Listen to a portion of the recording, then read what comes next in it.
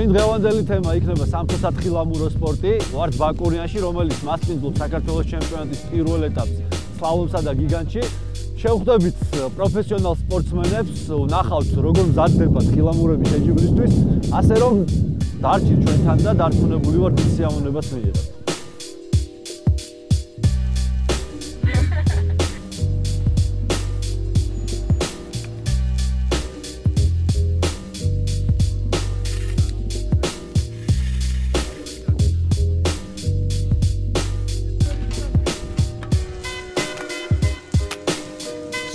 სამთო-სათხილამურო სპორტის ფედერაციამ საქართველოს ჩემპიონატის პირველი ეტაპისთვის სპორტსმენები ბაკურიანში შეკრიბა. სვანეთის, აჭარის, გუდაურის, თბილისის და ადგილობრივი სპორტსკოლების წარმომადგენლები საუკეთესო შედეგის დაფიქსირებას სლალომსა და გიგანტში შეეცდებიან. ფედერაციის შემადგენლობასაც წინ ხანგრძლივი და შრომატევადი პროცესი ელის. სასრიალო ტრასას მომზადება სჭირდება.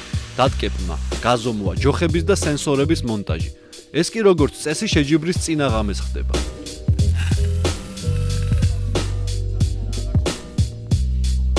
დილით უკვე ყველაფერი მზადაა. სტარტამდე ახალგაზრდა მოთხილამურეები მწვრთნელებისგან უკანასკნელ დარიგებებს იღებენ. ის ორი კარი ვაკეში გასასვლელი ყოველთვის ყურადღება თუ მაქსიმალური კარი აიღო და შეუგერა. ყურადღება წინ! ეტაპის პირველი დღე გიგანტს დაეთმო. მოთხილამურეები მონდომებით ცდილობენ ერთმანეთის შედეგის გაუმჯობესებას. დღეს ჩავატარეთ საქართველოს თასის პირველი ეტაპი 2015-2016 წლის. უკვე მე-6 სეზონი არის, რაც ჩვენი ფედერაცია ატარებს საქართველოს თასის ეტაპებს და ტენდენცია არის უფრო ტექნიკურად მოიმატეს სპორტსმენებმა, უფრო და უფრო ტექნიკურად სრიალებენ, უფრო და გაუმჯობესეს სრიალი. უბრალოდ ცოტა სპორტსმენების ნაკლებობა გვაქვს, რეგიონები მონაწილეობენ, მაგრამ შედარებით ნაკლები არის კვოტა. მხოლოდ და მხოლოდ 6 სპორტსმენი მონაწილეობს რეგიონიდან და კაი იქნებოდა თუ უფრო და უფრო მეტი მონაწილეებენ. შეჯიბრი დასრულდა. დაჯილდოებაზე 3 ასაკობრივ კატეგორიაში გამარჯვებულებს საპატიო მედლები და სიგელები გადაეცა. მოულოდნელად, სად იყო და სად არა დიდველზე საქართველოს მთავრობა გამოჩნდა.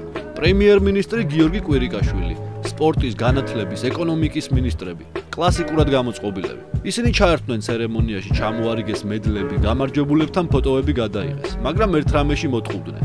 პედესტალზე არა საუკეთესო დროის მქონე ბაკურიანელი ლაშა კურდანიძე, არამედ მისი მეგობარი სანდრო იდგა, რომელსაც საერთოდ არ მიუღია შეჯიბრში მონაწილეობა. მე არ მომიგია შეჯიბრი, არ გამოვსულვარ, მაგრამ ჩემი ძმაკაცი ცეკვის კონცერტზე წავიდა, დიდი ხანი ემზადებოდა და ვერ გამოტოვებდა და მიავედი პედესტალზე. და სულ შემთხვევით მოვიგე პირველი ადგილზევა. როგორც უკვე ვთქვით, შეჯიბრისთვის მზადება წინაღამეს იწყება. წარმატების მისაღწევად აუცილებელია მთავარი ატრიბუტის, თხილამურის სათანადო დამუშავება. ამ რუტინული საქმის სპეციფიკაში ჩვენი მასპინძელი, საქართველოს ერთ-ერთი საუკეთესო მოთხილამურე იასონ აბრამიშვილი გაგვარკვევს. ყველაზე არასასიამოვნო პროცესი შეიძლება ითქვას სპორტსმენისთვის რა. საშინელი პროცესი, რომელიც გაძულებს ყველაფერს, ესე რა ვთქვათ რა. წარმოიდგინე ხოლმე ვარჯიში რაღაცა ფიზიკური ვარჯიში, კიდე გინდა რაღაცა დრო დაგჭეს, ყვან დაისვენო რაღაცა. დღეში 2 საათი თხილამურს უნდა დაუთმო რა. სპორტსმენისთვის ფაქტიურად გაუკეთებელი თხილამურის სრიალი შეუძლებელია რა. ისეთ თვალს სადაც არის გაყინული, გამაგრებული, თუ თხილამური არ არის გალესილი, იგივეა გახეთქილი საბურავით როია რომ ანქანით რა.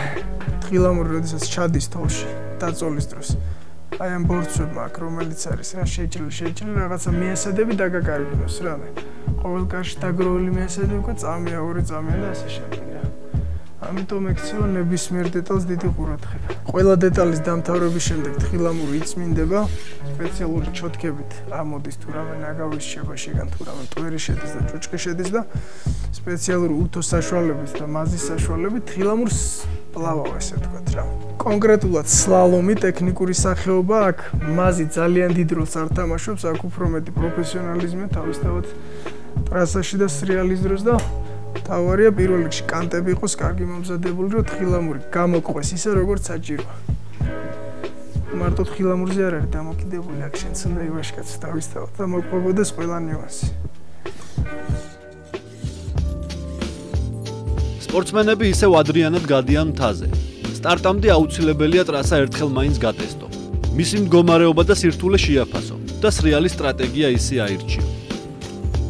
სლალომი უფრო ტექნიკური სახეობაა, სიზუსტეს გადამწყვეტი მნიშვნელობა აქვს, რასაც ახალგაზრდა მოთხილამურეები კარგად უმკლავდებიან, მაგრამ მათი განვითარებისა და მომავალი წარმატებისთვის ბევრად მეტია საჭირო.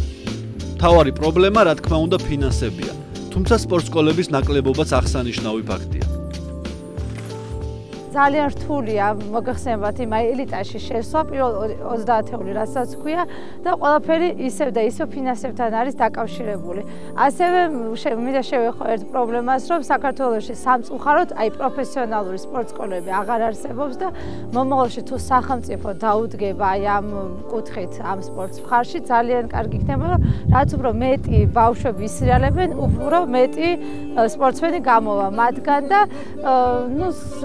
საერთოდ სპორტსმენები მომზადებას იწყებენ გაზაფხულიდან, აპრილის ბოლოდან, მაისიდან და რაც შეიძლება მეტი თოვლზე დგომა, მეტი სრიალი და მყინვარებზე ვარჯიში. ეს არის ძირითადი ის მოთხოვნები, რაც სპორტსმენს ჭირდება.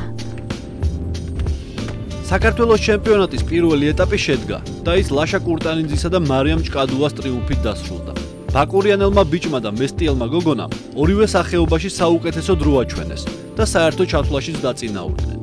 წინ კიდევ 4 ეტაპია, რომელსაც ბაკურიანთან ერთად გუდაური, სვანეთი და ახლად გახსნილი გოდერძის სათხილამურო კურორტი უმასპინძლებს. სეზონის ხანგრძლივობა არის ძალიან მნიშვნელოვანი, იმიტომ რომ როდესაც მოთხილამურე სრიალებს თქვა სეზონი 4-5 თვე, შემდეგ 6-7 თვე შესვენება აქვს, ეს ცოტა რთული არის სპორტსმენისთვის, იმიტომ რომ სპორტსმენმა რეგულარულად უნდა ივარჯიშოს თხილამურებით და კიდე რაც უფრო მეტ ადგილას იქნება სათხილამურო კურორტი, მით უფრო მეტი ბავშვი ჩაემევა და მით უფრო მეტი ბავშვი გამოავლეს მის ნიჭს. საქართველოში სპორტის ცალკეულ სახეობებს რომ მინიმალური ხელშეწყობა აქვს, ეს ძველი ამბავია. ერთ-ერთი ასეთი თხილამურებით ტრამპლინიდან ხტომაა. ზამთრის სახეობა, რომელშიც საქართველოს და კონკრეტულად ბაკურიანს დიდი ტრადიცია ჰქონდა, რბილად რომ ვთქვათ, განადგურებულია. რაც იყო და გაკეთებული იყო და რასაც მთელ მსოფლიოში სახე ჰქონდა საქართველოს და ბაკურიანს, ეგ 60 წელიწადში ყველაფერი გაქრა გამოჩნდა. ლიჟეროლერნი ტრასა იყო, ბიატლონის ტრასა იყო გენცვალე, აგერ ტრამპილებზეც აგერ მითხრათ, ორეგა აგერ. ვიკატი გაუყიდეს.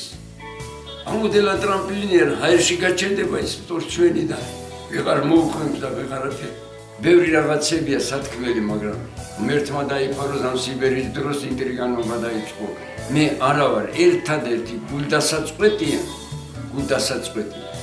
რომ ამოდელა ტრადიციის მქონე საქართველოს ბორჯომის რაიონი და ბაკურიანი ასე წყალში გადაიყვანო. ბაკურიანში ტრამპლინების შექმნა 1934 წელს სანდრო გვალიას უკავშირდება. 1970-დან 1990 წლამდე კი ბაკურიანი ამ სახეობაში საერთაშორისო ტურნირებსაც მასპინძლობდა.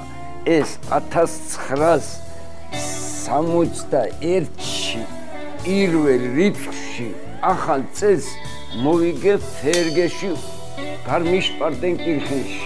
მივიღე, მაშინ ეს ისეთი დიდი სენსაცია იყო, რომ მეტი არ შეიძლება. სოფლიოთაზე Volkswagen უფრო ეფიღირდა ვინემეს.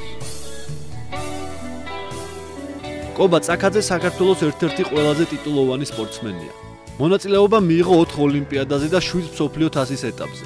შესრულებული აქვს 327 სტარტი. 58 წელს შეერთებულ შტატებში $1 მილიონ მადლენდნენ ფინეთი, შვეიცარია, ნორვეგია.